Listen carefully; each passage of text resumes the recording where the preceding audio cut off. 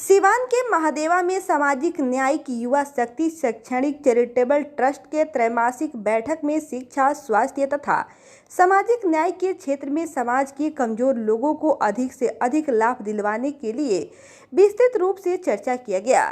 इसके साथ ही संगठन के कार्यकारिणी के विस्तार के साथ आगामी कार्यक्रमों का रूपरेखा तैयार करने को लेकर रणनीति बनाई गई। बैठक की अध्यक्षता कर रहे संगठन के संस्थापक समाजसेवी रिंकू पांडे ने कहा कि हमारा लक्ष्य समाज के हर जरूरतमंद तक पहुंचना और उन्हें सशक्त बनाना है। यह बैठक हमारे संकल्प को मजबूत करने का एक सफल कदम होगा।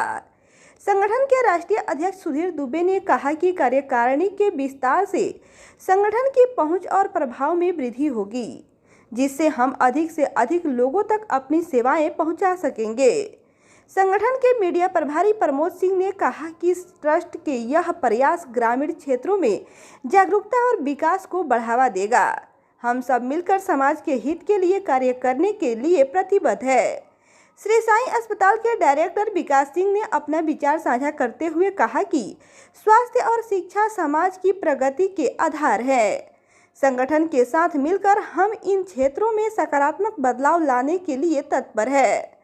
बैठक में मुखिया प्रतिनिधि राजेश सिंह, मुखिया अश्विनी सिंह, प्रमोद सिंह, मुन्ना यादव, रितेश पांडे, राजकुमार ठाकुर सहित संगठन के सभी सदस्य मौजूद थे।